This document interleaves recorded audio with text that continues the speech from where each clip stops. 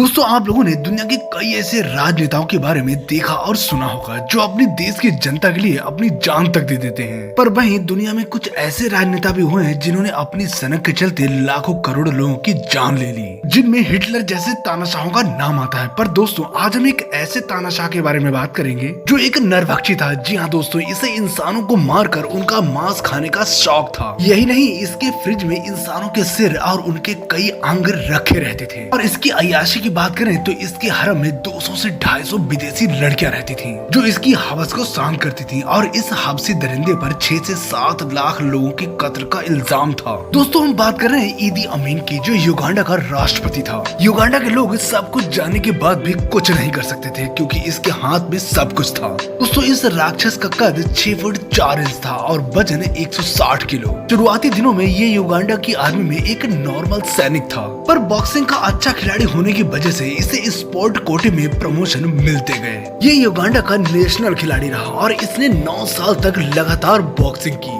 और 1965 आते आते ये युगांडा की आर्मी का जनरल बन गया। पर अभी इसकी इच्छाएं पूरी नहीं हुई थी। इसकी नजर युगांडा की सत्ता पर थी। इस पर आंख बंद करके भरोसा करने वाले युगांडा के प्रधानमंत्री मिल्टन ओबोटे 25 जनवरी 1971 को सिंगापुर के दौरे पर थे और इसने उनके भरोसे को तोड़ते हुए राजधानी कंपाला में खूनी तख्ता पलट कर दिया। और 3 घंटे चली सैनिक कार्रवाई के बाद युगांडा की पूरी कमान ईदी अमीन के हाथ में आ गई। अब धीरे धीरे इसने अपने विरोधियों को खत्म करना शुरू कर दिया। इसके खिलाफ जाने वाले की सजा सिर्फ मौत होती थी, और मौत ऐसी वैसी नहीं, मारने के बाद उसको पकाकर खा जाता था। और सबसे पहले इसके आदमखोर होने का राज दुनिया के सामने इसके डॉक्टर ने रखा, जिनका नाम कीवो रिंगोटा था। उन्होंने बताया वो किसी काम से ईदी अमीन के घर उससे मिलने गए थे। उस समय ईदी अमीन अपने किसी पर्सनल काम में लगा हुआ था और वहाँ कोई नौकर न होने पर और उन्हें शराब के ग्लास में बर्फ डाली थी। और उन्होंने जैसे ही फ्रिज को खोला तो उनकी आंखें खुली की खुली रह गई, क्योंकि उस फ्रिज में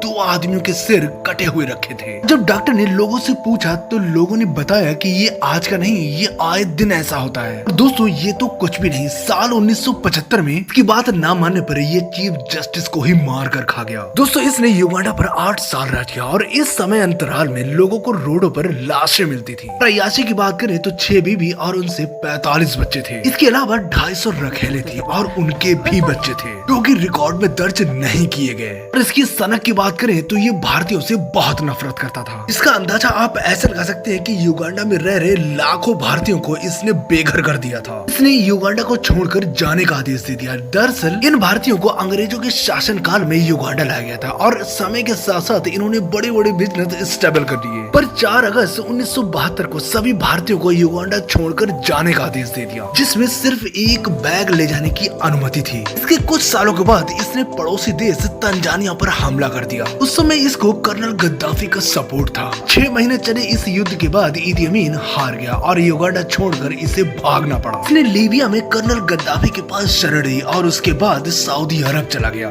24 साल सऊदी अरब में रहने के बाद 20 जुलाई 2003 को इसकी मौत हो गई। दोस्तों इंसानों का मांस खाने वाले को आदमखोर कहा जाता है, जो कि जानवर होते हैं। और ये दुनिया के एक ऐसा आदमी था जो आदमखोर होने के साथ साथ एक देश का राष्ट्रपति था। वैसे दोस्तों आपका इस खूंखार हबसी दरिंदे के बारे में क्या कहना है, कमेंट करके जरूर बताएं। अगर आपको ये वीडियो अच्छा लगा हो तो प्लीज सब्सक्राइब करें, क्योंकि हम ऐसे ही रियल और इंटरेस्टिंग वीडियो लाते रहते हैं।